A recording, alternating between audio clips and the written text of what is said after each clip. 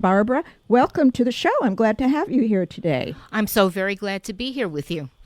Well, and of course, we know each other from many, many places, but it's been a while since I've been able to get you on the show and to talk about the Opera Lady, because you're very involved with other charities. But our mandate for getting together today is to let people know that you are the Opera Lady in connection to what?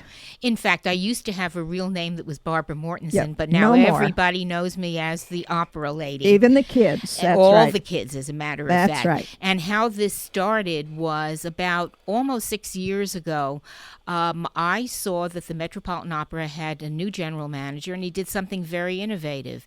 He did opening night at the Metropolitan Opera, and he was showing Madame Butterfly, but he did it in the streets. Besides being on the stage at the Met, he showed it at Times Square for free. Wow. He showed it at Lincoln Center, right in the middle of the courtyard there. And I said, oh, this has got to be something big that's coming. And sure enough, it was. With today's technology, what the Metropolitan Opera did is they went ahead and they started transmitting their Saturday matinees, not only on the radio, but via satellite into movie theaters throughout the country. Well, and I want to interject here and say that you saw your first opera when you were only 5, and that's where your love started, isn't it? I'm shaking my head. Yes, I was very fortunate to grow up in New York City, and my parents were wonderful, and they exposed me. They took me to the opera at the old Metropolitan Opera House, so you know how old I am by this time,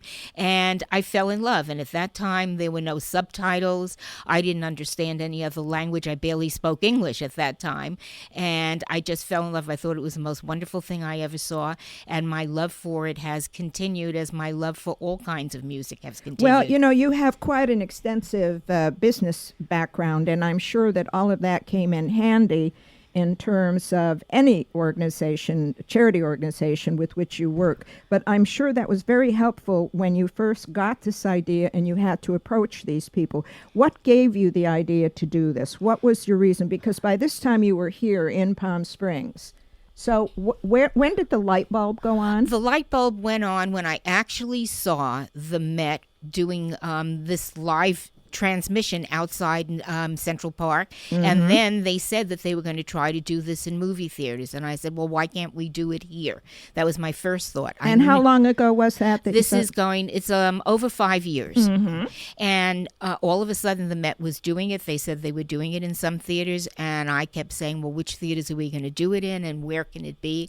And I found out they were being done in Los Angeles. So I started to commute with my husband to Los Angeles, and I started asking everybody I could ask, who do I have to get a hold of? How did you get it? Et cetera, et cetera. It took me almost a year of trying to find out who the players were, who was involved, who I needed to contact. And most of the time when I spoke to someone, they said, well, who are you? Because I didn't represent a major organization. Right. That's who correct. are you that think you can do this? Well, they didn't know you, did they, Well, Barbara? they know me now. They know you now. So what was the first production that was shown? And you were given a caveat about showing that because you had to do something before they would go on. Finally, after badgering, I'm a very difficult person to say no to.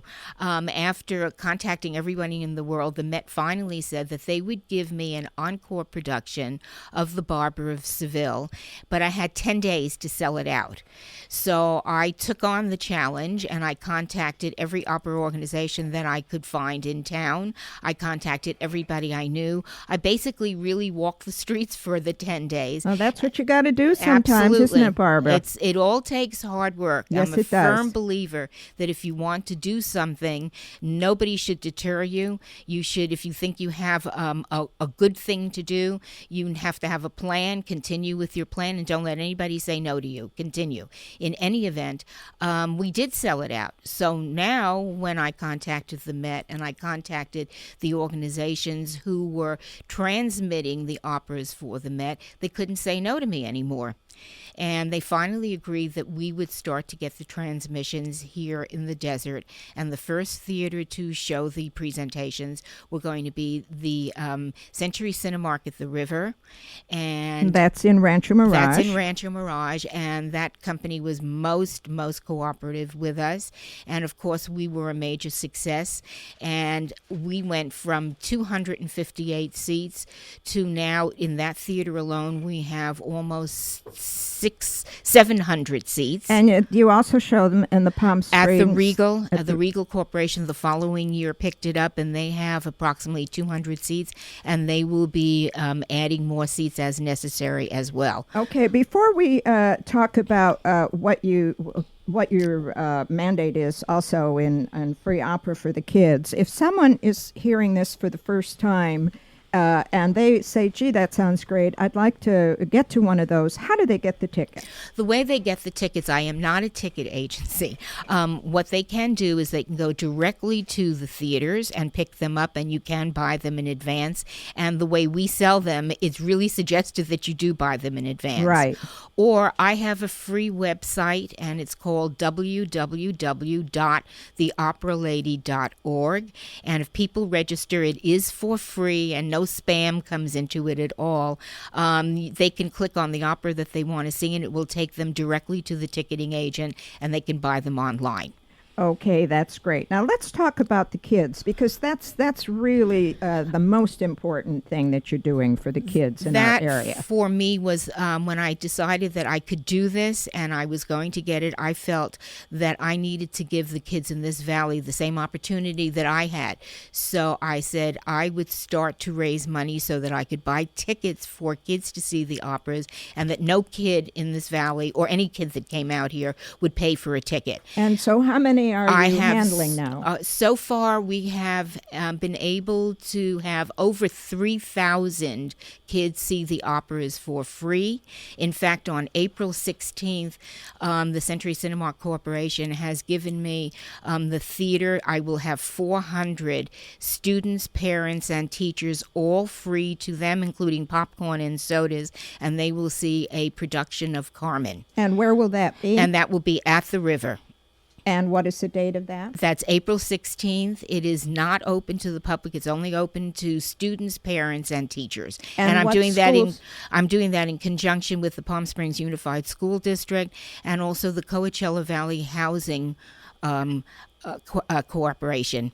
So what are some of the schools that these kids are from? They will be from any of the public schools in the Palm Springs, Cathedral City, even Rancho Mirage area, the middle schools, Nellie Kaufman, I forgot some of the other names, but Palm Springs High Schools, right? It's all it's within all that. over. Yes. Well, that's great that you're doing that. Now, Barbara, why don't we, before we have to say goodbye, which comes up pretty fast, let's talk about some of the operas that we are still able to see for the remaining season. What's next in April? Well, the next thing that is coming up is the encore production, and we've been very lucky because we've been so successful. The Met not only gives us the Saturday simulcast, but we get all the encore productions that are always on Wednesday nights, and they all start at 6:30. So the next production will be the encore of Lucia de Lammermoor, which is sensational. And what is that date? That is April 6th. And that's at 6:30. At 6:30, and that is both at the Century Cinemark in Rancho Mirage and at the Palm Springs Regal Stadium 9. Then after that, we have, I believe it is... Le Comte Doré, which is going to be new. This Juan Diego Flores will be singing this with Joyce DiDonato and another young lady. The three of them will be sensational, and that's on April 9th, which is Saturday morning at 10 a.m. And then after that, in April, we have Renee Fleming doing Capriccio, and then we have the old war horse of the opera coming, and that's Il Trovatore on April 30th. Say that again. What was that one? Il Trovatore. Oh, yes. Okay, the Troubadour. Troubadour. It's called the Troubadour. And You're not going to sing a little of that, are you? No, don't. You will throw. You will throw me out if you. Actually, you have the wrong opera. Okay, the Anvil chorus is the one from Il Trovatore. I want to hear you sing that one, Jackie. Oh, well, no, I don't think so. But I imagine a lot of people, when they go to this, kind of hum along with some of it, don't they? Well, you know, a lot of people who have never been to opera before and come to try it say, oh, I know that. I remember hearing that music in some movie or on a TV show. In fact, that's how I made my husband into an opera fan. He was a major movie buff and didn't know anything about opera until he met me. And then all of a sudden he started saying, wait a minute, I know that music. I know that from something else. And that's what happens to a lot of the people. Well, and you know, a lot of the people forget, too, that this is not a highfalutin entertainment thing, that opera really started out for the people. And what you're doing is bringing it to the people again. I mean, they used to bring their lunch and their drinks, and they would scream and holler in Mozart's and we days. Can still do that. And we can still do it, In and fact, it's fun.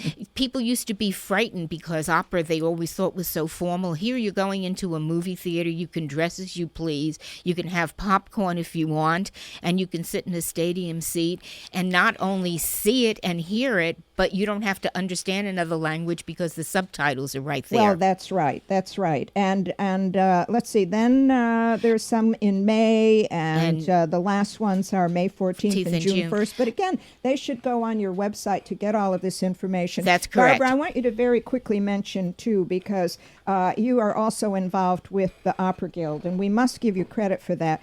And something is coming up tomorrow, Sunday. There are two wonderful things that I'm among many other things that I'm involved with. Sunday, there's a double header for us. There is the Opera Guild, Palm Springs Opera Guild has its famous Opera in the Park, and that starts at noontime, noon. And there will be about 4,000 to 5,000 people in the park. Bring a picnic lunch. It's wonderful. We may not be able to find each other at that one. No, and then that same day is the start of the Virginia Waring International Piano we already Competition. Talked about that. So today with you, we're talking about opera. So we don't have to mention, although I support that as well. But Opera in the Park is the one thing that we want you to mention. If somebody has not been, it is absolutely sensational. It is up and coming young singers who will be performing live with a live orchestra. It's free. It's called Bring a Picnic Lunch. Come and sit and enjoy the afternoon. Well, and it's always a lot of fun, absolutely. too. And again, it goes back to the roots of opera. Free and fun and food and everything else. And you are to be commended for your work, and you were one of the recipients of the 2010 Distinguished Women of the Arts Award that you received from we National were both League. very lucky.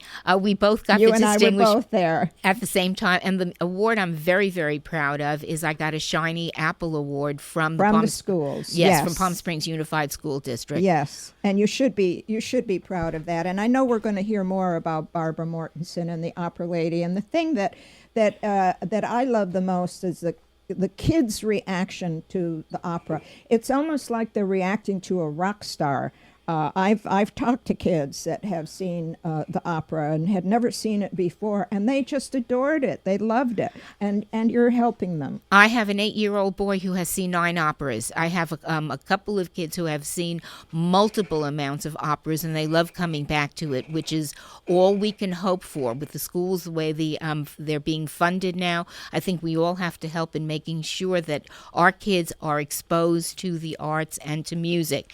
As I always tell everybody, you don't have to love something, but you can't hate something unless you see it. Well, that's for sure, and I'm looking forward to it. Certainly, it's been a crazy year. There's a lot going on, and it's people like you that are offering these wonderful things, that we have all of these opportunities for that we never had before. And mention very quickly your website address. It is www.theoperalady.org. Well, and Barbara, I want to thank you for being here. And just remember, when you see Barbara, she is also Barbara, but she is the Opera Lady. And thank you so much for being here, Barbara. Thank you for having me. You're very welcome.